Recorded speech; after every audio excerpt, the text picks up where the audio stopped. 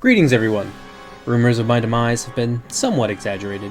Spooktober is now upon us, and the veil between the worlds grows thin, and I come back to you now at the turn of the tide. And oh my, what a show I have for you today. Two of Silmarillion's newest factions, one of them never before seen.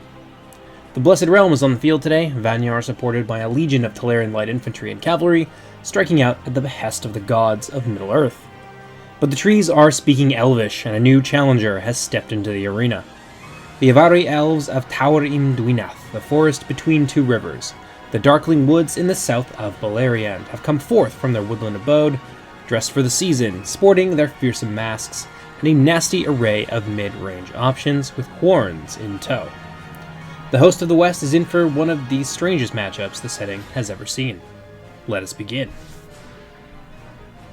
And so, I would like to preface this by saying that I'm going to go into a very in-depth explanation of each Avari unit as I move through them, because this is the first time that they have ever been seen. And so if you want to skip the detailed explanation that I've worked so hard on, you can find a timestamp down in the description that will help you navigate to the start of the battle. Although you should probably feel a little bit bad about it, because you are missing some important information. In any case, the first unit I'm going to show you today is one of the important tree units for the Avari. They have a small subset of their units to the tune of 3 units that are tree spirits, horns, which I don't think have really been featured in too much media or in many mods that are currently available from Medieval 2 that pertain to the Tolkien universe. So this is pretty exciting for that reason, but I would also like to say that a lot of these models come from Botet, the beginning of the End Times mod, and they put a lot of hard work into them. So I recommend you go and check out their mod. I'll provide a link for you down in the description. It's fabulous, their team is awesome, it's great fun, just crazy Warhammer Medieval 2 put together. It's really everything you could ever want, I feel. In any case, let's take a look at the Thorncasters here. These are one of the lighter tree units, but by lighter I mean 9 armor. So it puts them well within the heavy unit category. They also use the infantry template, so their stats are going to be a little bit higher as well. The intention for this unit is to establish the Avari firmly in the territory of being a mid-range powerhouse. The Thorncasters are capped at 3. I will be going into the red so I can bring 4 of them this battle, because it is particularly important against the faction I will be facing, that being Valinor. Yeah, they're quite heavily armored, especially for the Avari faction. They can take hits, and they can deal them back in return. They've also got a very strong charge bonus. Their base damage is a little bit lower, but their melee defense, I believe, clocks in at about 10 or 11, which means that they can defend themselves reasonably well in melee and make a fabulous second line to the rest of the Avari infantry lineup that you are going to see today. And behind them, I have the Moss Stalkers of the Darkling Woods. I've got 3 units of them today. It is the single and sole long-range skirmishing unit available to the Avari. That is one of their big weaknesses, the other one being a total lack, in fact, of cavalry units. At least the traditional cavalry, they do have access to a few elephants and some nasty troll-like units, such as the Thorn Ancients, but you're going to see one of those on the field today. The Moss Stalkers, we'll get a little bit closer to them, as many of the Avari in our faction do, sport these fearsome war masks. They're quite rustic looking. Usually most of their material is made from either, I would guess, plant fiber, or maybe the odd bit of leather here and there, as they are not adverse to hunting in their woodland home. They are ferocious meat-eaters. You should be very afraid. This unit also has a light shield that it will use to defend itself both in melee and from incoming missile attacks.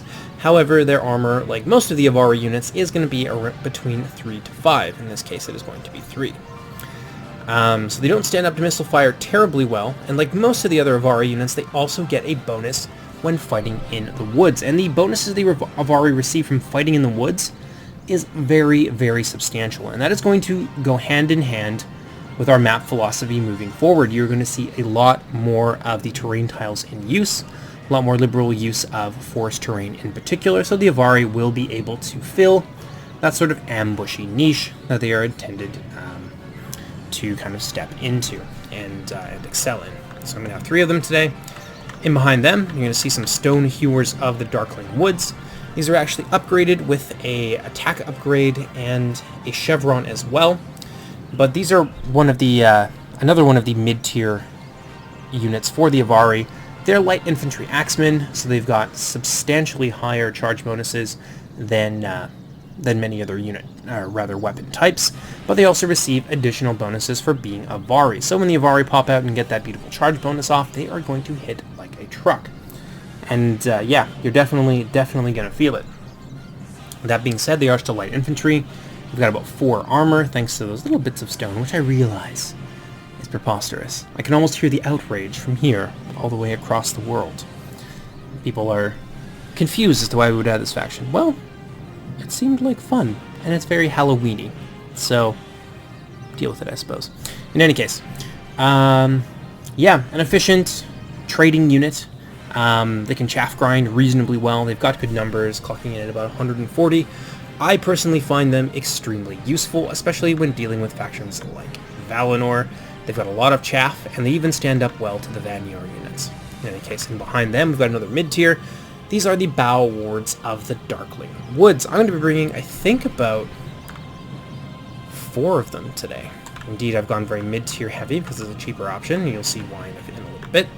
But I've got 4 units of the Bow Wards of the Darkling Woods. They are light spearmen, also with many bonuses in Woods and Scrub, and they have very high melee defense being light spearmen. And unlike many of the other Avari units, they actually have a fairly substantial shield value of around 6.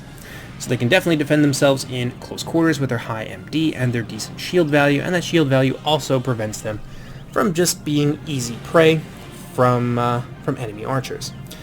That being said, as the Avari do lack cavalry basically entirely, the Bow Wards are your first and last, at least the most efficient line of defense against mounted opponents, so they are basically a must-bring in most situations. And that's going to do for most of my army, with the exception of these big old chunky boys right here. This is going to be my general's bodyguard. This is the grandfather of the Deep Wood Hearth. Now, this is actually a living siege engine. They, unfortunately, let me just get this out there, because of engine limitations, it is impossible to add firing animations to elephant class units. So they sort of just stand there and spit rocks out of their forehead, but if you're willing to suspend your disbelief for just a few moments, this is that coveted Ent rock thrower unit that so many people have been asking for. And so you have this living siege engine. They are, unlike many other elephant units, they are not armor piercing, and they also have quite exceptionally high armor values to sort of compensate for that. So they make excellent tanking units, but their biggest strength is their artillery shot. These big stones that are extremely disruptive, can be used in many interesting ways. They synergize well with 2 units on the field, as we're going to see, but they also synergize quite well with the rest of the roster, forming blobs that those strong mid-tier options can be used to then punish. It's a very high-value target, so people will want to go after that. And especially against more experienced players or people who just aren't used to fighting Avari, this is a unit that you can use to really hammer home a lot of your advantages and to make up for the relative squishiness of the rest of the roster. And on top of that, there's a very cool trick you're going to see today. You are going to see these units fire extremely fast. And that is not because of anything in particular that we've done to the firing speed. Actually, if you just leave it on auto fire, it fires quite slowly. However, I discovered something very interesting recently, in that if you have a artillery elephant unit and you are using it to shoot at units directly in front of you, so you don't have to, shift or pivot too dramatically in order to acquire your secondary target. If you click a different target after you shoot at your primary target, you can basically just cycle your targets and force your elephant artillery units to fire on full auto. Or not full auto, or rather semi-auto. So this is a trick that can be used with any elephant unit that has a missile unit. So the Uruloki are one such. Sauron now has access to a fiery projectile. etc., etc. I'm still kind of investigating how deep this runs. Maybe this is something that can be used with artillery to reset the firing timers on artillery units in a similar fashion, but so far I've seen it work reliably with elephant units, and with some of the newer ones that we'll be adding in a second new faction, which I will be unveiling in the video after this one. So that's really interesting.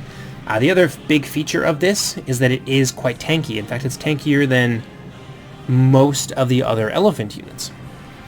Unfortunately, it also lacks armor piercing when in close quarters, as sort of a means of balancing it and preventing this tool from becoming just too good, essentially, that you're going to need, or, well, yeah, actually just need to include it in every build, which is not what I want to have, especially in a faction that has a little bit of a smaller roster like the Avari. Everything needs to pull its weight, and most things are not allowed to be essential, with the exception of the Bow Wards, and I think that's more of a feature than a bug, since the Avari lack other strong means of countering cavalry aside from some high-tier units that you're not going to see in this battle. But yes, so I've got one grandfather here. They're quite expensive, clocking in at 1,500, and that price doubles for your second one. So you're dumping 4,500 out of a 14.5k budget. That's quite the big investment, so you need to make it work for you. And that's pretty well going to do for my Avari build today. I've got some spearmen, some axemen, some bows, some strong mid-range units here in the form of 4 units of thorncasters. Yeah, should be everything that we need to try and deal with the might of Valinor, who many people agree that they're one of the stronger factions in the mod at the moment. I personally don't think they're that great.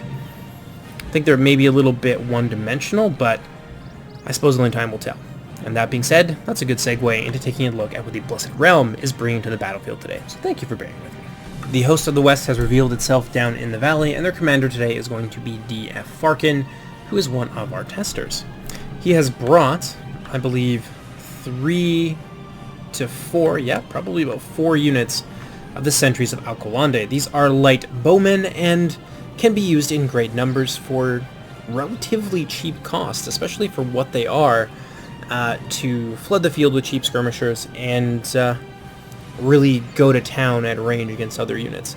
If they are left to fire, they can be very, very deadly, especially in the large numbers they've been brought, and especially to a faction like the Avari. They pair 6 missile damage with some really good range and some pretty decent accuracy and high ammo values as well. So they are definitely going to be public enemy number 1. If I can get my Thorncasters into range with them and have them trade that way, then my Thorncasters are going to have a fabulous time with that, and they will be able to basically wipe the skirmish line out. So Farkin's going to want to make sure that doesn't happen at all costs. His second line here consists of the Peacekeepers of Valinor. These are the sort of, I don't want to say standard mainline troops, but they are certainly very, very strong Vanyar units, as with many of the Noldorin and Vanyar units in the Valinor faction. They are multiple HP.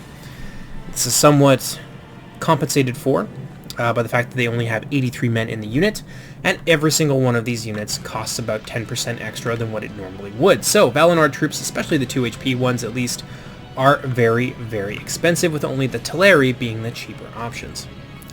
Peacekeepers of Valinor here being brought in fairly substantial numbers. 3 of them. They are also armor piercing, as the not the Valinor elves, the Vanyarin elves, specialized in combat with the spirits. In fact, one of the few things that we know about them. Second line here, consisting of a unit of Kinsmen of Ingwe, which I believe, no, it's not going to be the General's Bodyguard today, but they are a bodyguard unit. Oh, perhaps I'm mistaken. No, that's definitely inside of the Grieving Sons. This is the legendary company for the Elves of Valinor. These are Teleran swordsmen, sort of a more numerous, less armored, without the relentless trait, pairing to the, I can't remember what they're called, but they're a heavily armored Noldoran swordsmen. The name escapes me. It's something about Valimar, and they are going to be led today by Eonwe, the Herald of the Valar, or rather the Herald of Manwe, who's actually gotten a little bit of a facelift here, a new weapon from DF White as well, which I think is very pretty. Check that out. It's got some fabulous detail on it. But yeah, Kinsmen of Ingwe here. This is not, of course, all that Valinor has on the field today. Over here, they're going to have, I believe, 2 and 3 units of the Mariners, who are mid-tier. Yeah, they're definitely mid-tier. They're light infantry, they're harassment javelins, and they are also quite numerous, clocking in at about 140. Fairly cheap as well, and that's the kind of thing that can be very, very scary when flanking a line of the Avari. They could wipe out. There are many pairings here, including the sentries out front, the 4 unit of sentries, and the 3 units of mariners that are going to be a very big problem if they are left to free fire into our lines. They're also going to be backed up by 3, I believe, units of the shoal runners, which are light horse archers, who, again, high ammo, high accuracy, and pretty good damage for their tier. And there's also a couple units of the Swan Guard hiding out in this little forested area as well, so some light spears. So the host of Valinor is about to double in size here once those guys reveal themselves from the woods. And there you are. The board is set, the pieces are moving. Let's get into this battle. The battle is going to begin with an aggressive push from Valinor, which makes complete sense, in fact. They've got the range superiority, they've got the mobility superiority, and in Silmarillion, usually that is enough to kind of win you the day. So us, we're going to have to rely on being cautiously aggressive, if that makes sense, but also really dipping into our terrain bonuses here. There's lots of opportunities, especially in this tree line, this approach over here, and this area here. So if we can try and pick fights in here, our Avari units are going to do much, much better against their Valinor counterparts. So significantly. In some cases, some units will like double their attack strength, essentially. We're also going to open up on the Valinor field army here, dropping bombs from downtown with our grandfathers from the tree line, smacking some of the Teleri and the Vanyar together in good measure. It's another really good shot here against some of the Grieving Sons. Going to knock a decent amount of them over, kill a few of them.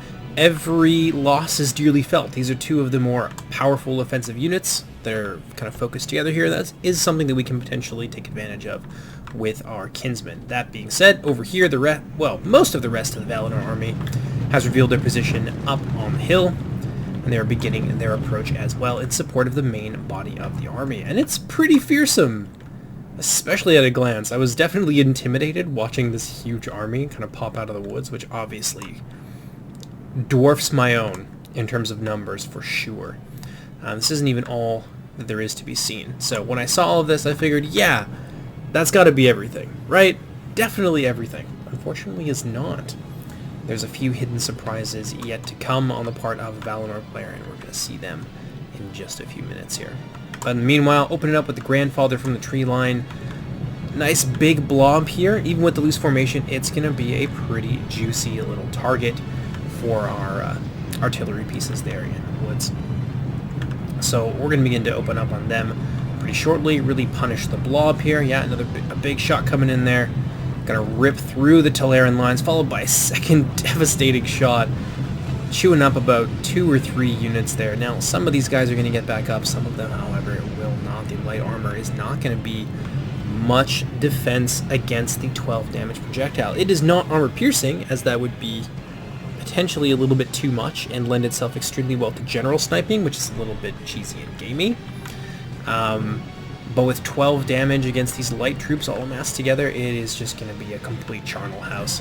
Knocking some of the Teleri over, slaying many of them.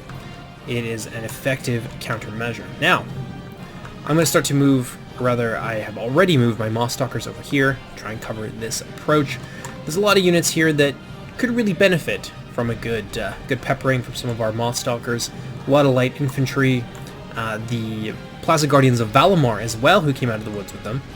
They are 2-hand armor-piercing spears, and they can do a serious amount of damage to my grandfather. So obviously they're going to be target number 1, but we are going to be splitting our attention between multiple units here because there's just so many threats on this side of the field. Meanwhile, the rest of the Valinor host moving into position in the woods here, getting ready to use that range superiority to its best effect. And there's a reason that I've placed my Thorncasters out here, with my Stonehewers quite a distance behind. Now, I am relatively experienced. I know the range of the Sentries of Alkawande pretty well by sight. And, yeah, I wanted to keep my Stonehewers out of there. Try and draw these guys just a little bit farther so that I can rush forward with my Thorncasters and try to punish them a little bit. The Valinor player is looking pretty confident here, and why wouldn't he be with all the numbers at his disposal? He's got all the tools necessary to really punish me for my weaknesses. And to make matters worse, there's a whole bunch of shoal runners that just came out of the tree line, charging down into the valley and getting ready to set up and try and support the rest of the Teleri infantry against my Moss Stalkers. Now, we are giving them a good hammering down here. We're going to waste some of the ammunition with our second Grandfather. These are all harassment javelins, so they're not going to do very much to the 30 or so armor of the Grandfather of Deepwood Hearth. And it's really just going to serve to give us the opportunities that we need, which is exactly what these kind of units can be used for, and I think in this case the situation truly calls for. So unit of Mariners here have been heavily reduced. Over here you can see me moving forward to punish this positioning mistake. A lot of these sentries are going to flee back into the woods relatively quickly. Farkin is going to be on top of it. However, that's not going to stop me from getting off a decent volley with some of my Thorncasters as those Teleran sentries retreat back to a safer position farther at range, outside of spitting distance from my Thorncasters, and that's really going to be painful there. Quite a lot of those sentries are going to go down very quickly. Yeah, they've dropped nearly 20% in just a couple of volleys here. A little bit of focus fire from two different units is going to precipitate the complete melting of that unit. Over here, some of the other sentries are really taking a beating as well. Grieving Sons being brought onto the flank. And then I'm going to make my first mistake of this battle. So I'm going to continue to move forward. I thought the rest of his army was retreating back with the sentries, so I was in hot pursuit. And then I took my attention away. And now terrible things are going to happen. Thorncasters here are going to get entangled with the Peacekeepers of Valinor. And these units rely quite heavily on their armor. And so those armor-piercing spears are just going to do a number on them. And big positioning error on my part here. Kinsman of Ingwe being brought forward, and now we can see the rest of the infantry moving forward through the woods. This flank here is really alive. Now, we managed to give the shoal runners the business while they were down here skirmishing, trying to support the rest of the line, but they ended up getting a little bit too far forward, and there wasn't some infantry nearby to help them. So these piles of dead horses here, you can see is the result of that. The shoal runners are not very resilient, but being used now perfectly in tandem with the massive infantry push. I don't really have anything to stop my Moss Stalkers from getting caught out here, and unfortunately that's just how it's going to have to be. I'm going to try and sack one unit, pull my other two out, and maybe try to do a little bit of kiting, form a box, bring in my Grandfather. You can see him over here as well, charging into these Teleri units, trying to hold them up as best as he's able to, but unfortunately we're just not going to be able to get away with all of our Moss Stalkers. Now, one unit is going to get caught out, but they will be in the woods, and this is where our terrain bonuses can really come into handy. I've got my other Grandfather over here as well, trying to support, trying to scare some of the cavalry, get them out of here, because of course they can be a big flanking threat, which will precipitate the routing of my Moss Stalkers. And now that we've kind of retreated into a more or less forested position, we are getting a forest bonus here as well. The Swan Guard are not going to be able to have it all their own way. Our Moss Stalkers whipping out their clubs, which makes them armor-piercing in close combat. Not so useful against a lot of these units, but because of their high MD. But still, it's a nice little thing to have, and with the Grandfather in support, there's a good shot of us being able to hold that down. Now, bad things over here as well. These Wild Riders of Orome were pulled out of the woods, and they charged headlong into my bow wards, which is not a good place for them to be. They're very expensive and extremely vulnerable to spears. Over here, the Peacekeepers of Valinor, in pursuit of my own infantry, actually ended up pulling through my units of Stonehewers, getting themselves surrounded because of their loose formation, and now they're having a very bad time. So these Peacekeepers of Valinor are usually very stalwart units, especially with their high MD from the front. Makes them very difficult to break down, and particularly because they have that extra HP, they're really just getting tooled here by all of these Stonehewers backed up with periodic bow guard support. I was able to get my Thorncasters out of harm's way, and now they're able to just kind of do what they want. Such as Alcalande lagging a little bit behind.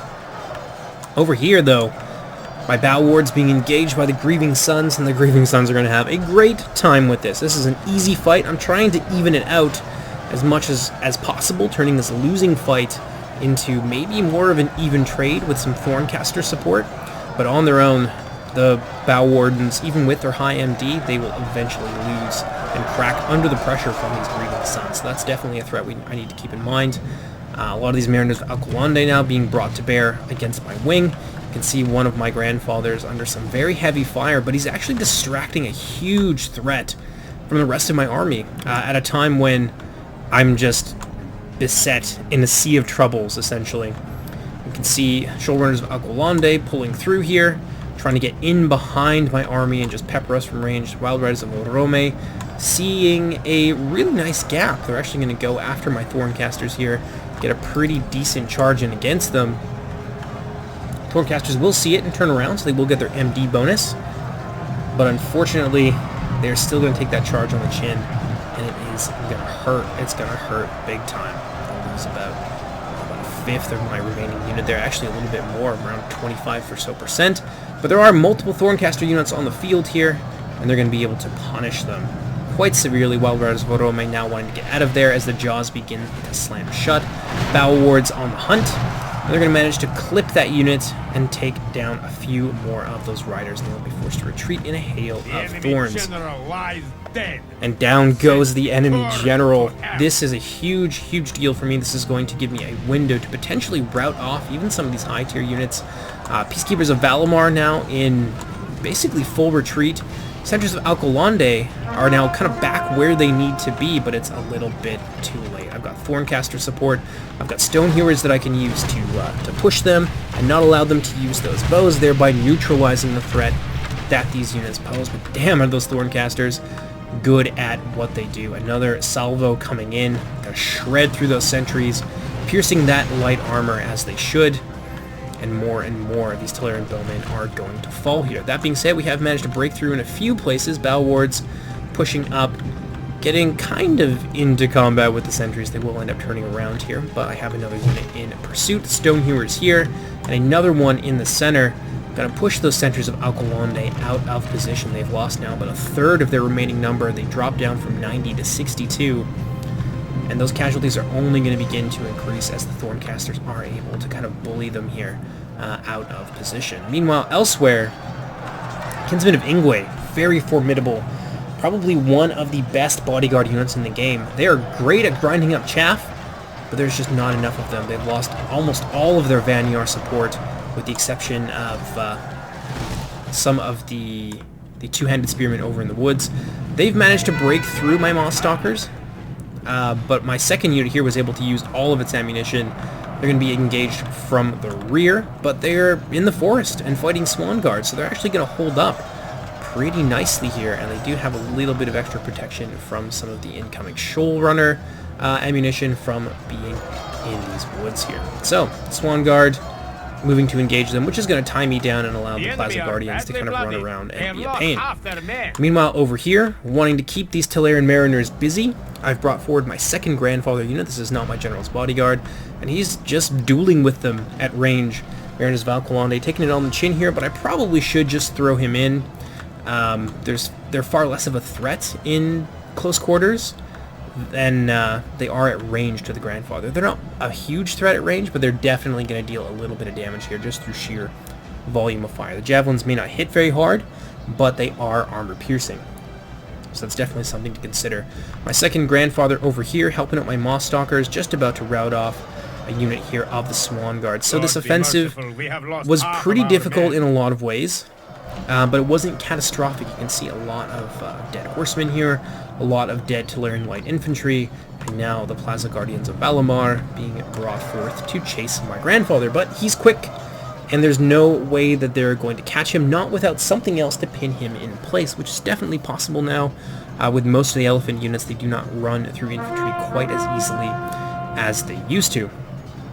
I want to try and keep the Moss Stalkers here intact if I can, so I'm going to use my grandfather to try and draw these Plaza Guardians of Valinor away, because they will be able to easily rout my Moss Stalkers, and they still have ammo, which means they can still deal morale damage. Now that the Valinor general is dead, that could be a really huge thing. Unfortunately, I threw this grandfather into melee, and he took so much damage from that constant javelin bombardment that he has fallen. He has fallen in battle here. And now my other grandfather is going to be forced to advance under a very withering hail of javelins. He's still in pretty good shape. Nothing that he's fought so far was really able to put much of a dent in him. But I'm just going to throw him immediately into melee. No messing around with throwing rocks from range, just to try and keep these units busy and just keep them disrupted. Nice charge here as he gets into close quarters. Second charge going to carry him all the way through, and it's going to be relatively disrupting. Meanwhile, over here, some shoal runners getting routed off, and my Stonehewers managing to catch them. Got some of the Wild Riders of Orome here, just trying to get some kills, but I've broken through his front line. I've scattered his bowmen, who are now back here in the woods, and very much out of position and not able to help too much. I had some Thorncasters down here as well, shredding their way through a nearly full unit of sentries. Despite the long-range advantage, when it comes to the close-range punch, you can tell that the Avari definitely have the advantage here over the things that Valinor can bring, with perhaps the exception of some of the shoal hunters, the multi-shot slingers, who don't have AP, but it's enough volume of fire to really be a big problem. That being said, the Thorncasters will still defeat them because they can take that non-HP damage on their 9 armor basically all day, every day. A little bit of disruption here, just trying to keep the Valinor forces just staggered, not allow them to easily unite and cause a problem that way. Throwing in some of my Thorncasters here against the Mariners now that they've managed to disentangle themselves from the wreckage of most of the Valinor infantry. And they're going to get a nice charge here into the front of the Mariners. They're supported by some Bow Wards. Thankfully, the Plaza Guardians are still quite fruitlessly chasing after my grandfather. I think a better tactic here would have been to use the Plaza Guardians as basically a castle for everything else, so that I can't just run through with my grandfather, get a couple of hits, run away. I'm going to be forced to commit all of my infantry to try and tackle that castle, and then he might just be able to beat me through sheer quality, because the Valinor troops are just a lot better than mine. Meanwhile, over here, the Kinsmen of Ingwe, not having the greatest time, fighting some of my victorious Stonehewers here who are just dragging them down through sheer weight of numbers, pulling off another Thorncaster unit to deal with the Swan Guard. I did throw my Mothstalkers into the front of them, just to keep them busy, but out here in the open, we're not getting those terrain bonuses, and so we are actually losing quite handily to these Swan Guard of Alcoambe. That being said, a little bit of help is on the way. Thorncasters are here. I'm not throwing them in immediately. I think the mindset was I might need them for something else, and so I'll just let the Mothstalkers here, who still have decent numbers, just hold up these Swan Guard for as long as possible, tire them out a little bit more, and then if I need to use the Thorncasters for something else, they're not already committed. Meanwhile, over here, we've circled the wagons, got 2 units of Bow Wards kind of fending off any cavalry attacks from the rear. The Stonehewers here managed to see off the rest of the Wild Riders of Orome, who I believe have been completely shattered and broken from the field. Yeah, you're going to see what's left of them now running away. They took some pretty bad engagements early on, and he just wasn't able to get good value out of them. There was a few really nice charges from Farkin. He was good at kind of sensing out the weak points in my deployment, but I was able to cover them so quickly, especially with the relative quickness of the Avari light infantry, especially relative to other light infantry. They were just able to quickly move and plug the gaps and just not let the Wild Riders of Orome have their own way. So we did some really good screening there, which prevented them from being able to prey on my infantry. Now, the Wild Riders could have been used against the Grandfather, and that would have been a really big problem because they are anti-monster, they're armor-piercing, they just hit like trains against elephant units, but there were some other things at work there as well, and I could have potentially just kited him into spears. Who knows how it would have worked out, but that was another tactic he could have employed rather than trying to fight my infantry.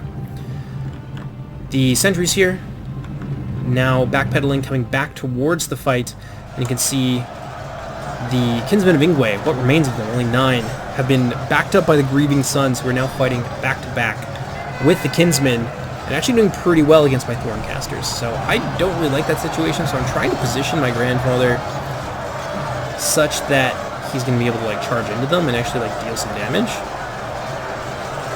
which worked relatively well. Mostly, I want to rout these units. Because of the presence of the Kinsmen of Ingwe, who do have a really strong morale buff, the Grieving Sons, who also have a morale buff, are kind of they're supporting each other and keeping each other encouraged and willing to continue pushing in this fight. Over here, Swan Guard have managed to break through what remains of my Moss Stalkers. They are now pushing hard through them, and then I don't have that other unit here. Again, I ended up needing it for something else, seeing an opportunity here for some surrounding.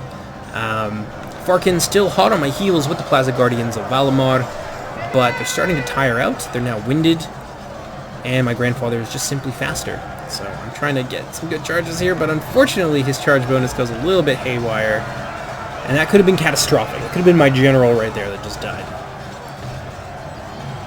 Farkin trying to focus on my elephants with fire arrows, and for some of the elephants, some of the more lighter armored ones rather, and the Hungering Maw, who is a legendary company who we'll talk a little bit about later, fire arrows can be really good, but against a Lock Morale elephant with high armor value, it's not really the best use of one's ammunition in this kind of situation. Probably better off trying to route my units here, but I still have my general, whereas he does not. Over here I saw some of the sentries of Alcalonde coming through. I threw my understrength Stonehewers in front of them, and the chevrons are really paying off here. They are able to hold off, bring these guys down from over 100 models down to 86 before the bow wards managed to get in there. And now with the bow wards supporting them, also fighting in the forest, also fighting downhill, we're going to have no problem here cutting our way through the sentries. That, of course, does still leave some problems. 2 units of sentries are now free to fire, and they're firing into my grandfather. Now, I realize that that's kind of what they're doing. They're going after my elephant rather than my infantry. So eventually I'm going to pull him out of there, just try to take the heat, if you like, off of the rest of my infantry, and I'm going to be wise to do so, as Farkin is going to make another push with his Plaza Guardians there for my grandfather. Now, those fiery arrows coming in, Grieving Suns, aren't liking that too much. I think they do stabilize here, but they're almost at the point of just being unable and unwilling to continue in this fight. Now over here, seeing a small opportunity to try and get rid of some of these units, I am going to bring my grandfather in there. A bit of a risky proposition, of course, because there are a couple of Plaza Guardians in there, and that would be very ugly. But the fire arrows will rout what remains of the Swan Guard. Speaking of Swan Guard, there is one unit over here that he unfortunately lost a micro on. But now, Big Daddy Grandfather is free, and he's going to spank some little kids out here in the woods. Sentries of Alcalonde don't want none of that, and so they're going to very wisely flee from this situation. Over here, Swan, it says they're winning, but honestly, they are kind of getting butchered. They're down 30 models from when we saw them last. Yeah, not looking so great for them. Another unit of Thorncasters here, being brought in to the rear, and over here, Thorncasters and Bow Wards are able to finish off what remains of the Mariners, so this threat has also been neutralized. And now my Thorncasters, at least one of the units, are being brought down to help the grandfather bully these sentries, which is going to free up my grandfather for use elsewhere. But now I just want to keep them on the run. There are still some shoal runners over here, but there's not quite enough of them to truly make a difference. There's maybe about 27 or so left over from, I think, the 180 or so that he had at the beginning of the match. Grieving Suns, alas, are no more, fleeing the field, pursued very tightly by the Thorncasters. That's basically game over for them. I think the Plaza Guardians of Valinor are also on their last couple, bit of HP here. Still managing to take down some of my troops when my bow wards fell there at the last moment, but they're so strung out that there's really nothing left for them to do. Now, shoal runners are going to be able to punish this blob, and they're a big part of why those Valinor troops, I think, were able to do the damage to my infantry that they've done so far. But the numbers are in my favor here. The odds are in my favor, you may say. Kinsmen of Ingwe trying to move in, keep this gravy train rolling for as long as possible, but it's basically game over. Sentries of Alcalonde being brought in to try and lend their support as well. Grandfather's still in hot pursuit, and then this unit down here is basically just going to rout off, and we'll see nothing else from them. And that's going to free up some more infantry to allow me to pursue the rest of these units a little bit farther afield. Ah, yes, over here, the Swan Guard have now moved back, and my Thorncasters are having a great time. I've brought back what remains of my Moss Stalkers, and they're going to put some fire into the flank of the Swan Guard, laying down the pain from range, and hopefully the loss of the general, the relative loss of most of their army, plus that poison debuff is going to be enough to send these Swan Guard fleeing for the hills, but we'll see. Throw in some Bow Ward support there as well, and this should be enough to see this unit driven from the field. Speaking of being driven from the field, Classic Guardians here on their last legs. Kinsmen of Ingwe somehow managing to find the strength to survive, but really everything that I have left is now converging on these units. Grandfather still back in the woods, trying to get a piece of these sentries. They're now moving forward, looking to punish my big Avari blob, which is really not a good thing. Not anywhere I want to be, but we're about to break through the first line of defense here. Shoal runners being harangued by my Bow Wards. Unfortunately, a little bit of a mistake here. They're going to turn around and they're going to end up in melee, which is the last place that they want to be, as light bow cavalry with spearmen. My spearmen are going to run them through, and they are going to be not very long for this runway. I can see them start to fall there quite quickly. More and more of them are dying, and they're basically going to break instantly. These shoal runners are going to try and flee.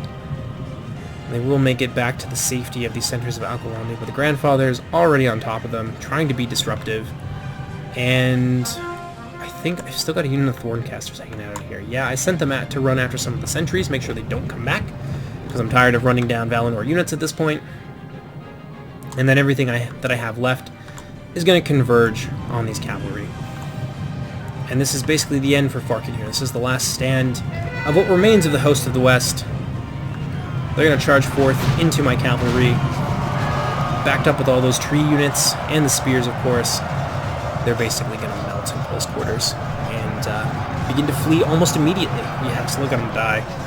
And that's it for them. The retreat horn has been sounded. Centers of Alkalande coming in next. And this is the money shot for our thumbnail right here. The last moments of this Valinor army being driven from the field by Woodland Fury.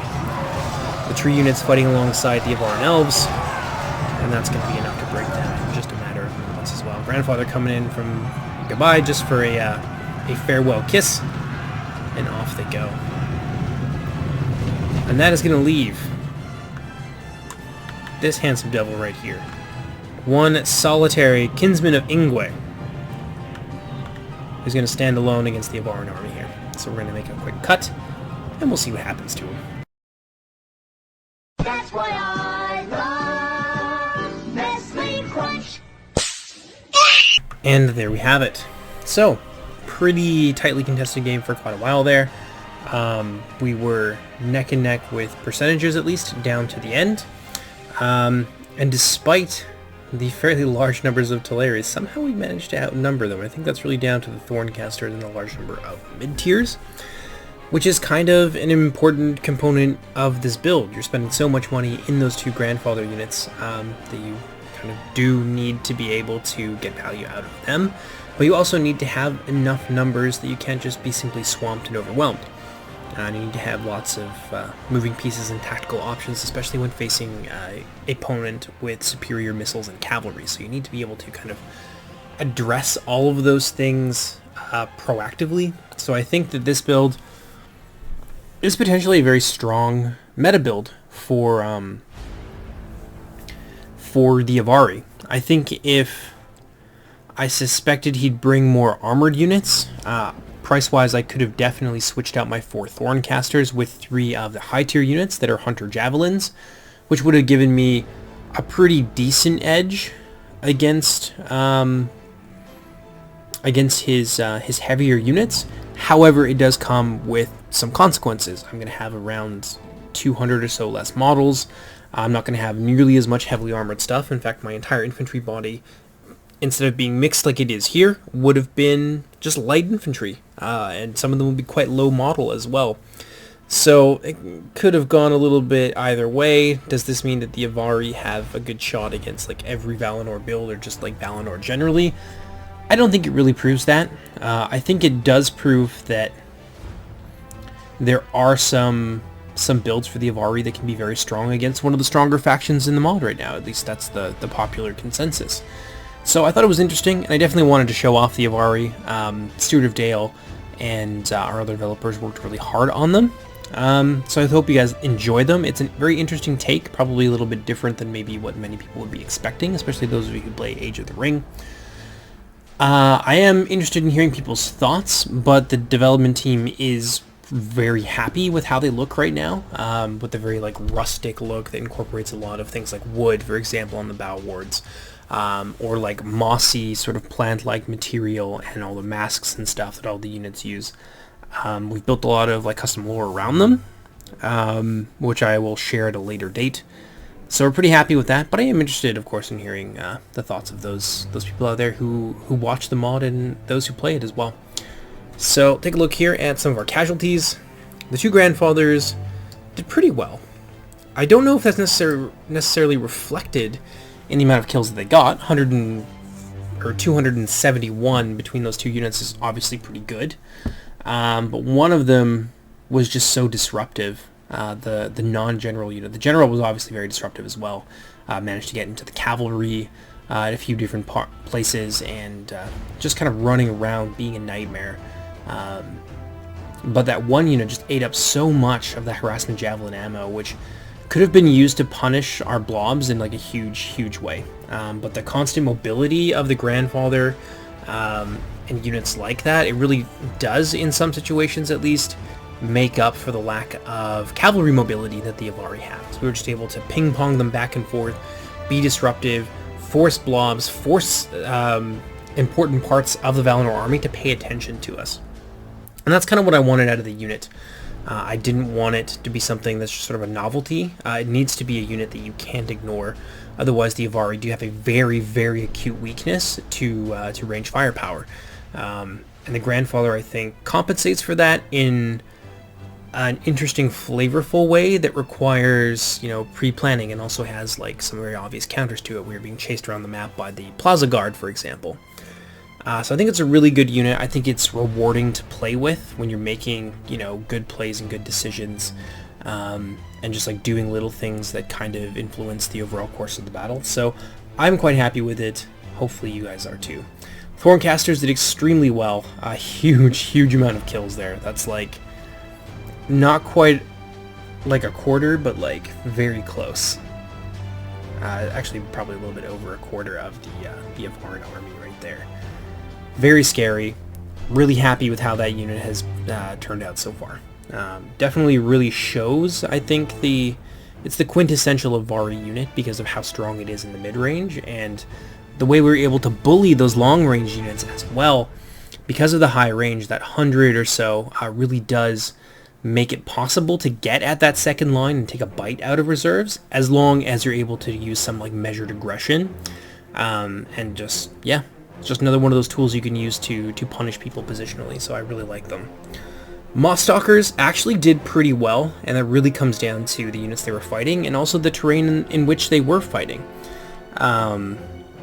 Several of the units managed to make their way to the end, almost all the way to the end, but most of them ended up dying off, but that's kind of okay. I was very impressed with how they managed to hold down that flank, even against the Plaza Guardians of Valinor, and that comes down to a few things, especially against the Plaza Guardians. Two-handed units take penalties in the forest, while the Avari get bonuses, so it wasn't necessarily the best place for them to be, and the Avari sort of performed accordingly. Bow wards obviously didn't get a ton of kills, but they were just out there to kind of screen and to make things difficult. And they did that really well. They supported the Thorncasters in a few key engagements. They obviously kept Farkin on his toes when it came to the use of his Wild Riders. So that worked out really nicely for us. The Stone Guard, I actually really liked how they performed here. They did very well against the Vanguard units. They really stuck it to them, and then afterwards I was able to just use them to chase around some of the sentries and just keep the Valinor player just scattered. And that's how we were able to beat them, just divide and conquer, really. And of course there was a lot of mid-range pressure coming out of the Thorncasters that really just gave those bowmen what for. So all around, against this kind of build, like something that's designed to be skirmish heavy and to kind of take advantage of the lack of of proficient bowmen and of heavy armor and shields that the Avari have, we actually managed to come out on top. Like, that's a fight we could have very easily lost. It was by no means like a bad Valinor build, I think, for fighting the Avari, with the exception of like maybe wanting to bring some of the shielded Noldor. I think some of the Avari might have been able to been switched out from them, and it would have been okay. But yeah, who's to say? Of course, we still had the Grandfathers. We would have been able to punish those lower models. They are even less numerous than the Vanyar, so maybe that wouldn't have made a huge amount of difference. Who knows? Just speculation. But yeah, I really like this game. I hope you guys did too, and I hope you like the Avari. But in any case, my name is Jordan, also known as JMonster, and I'll see you guys next time. Take care, everybody.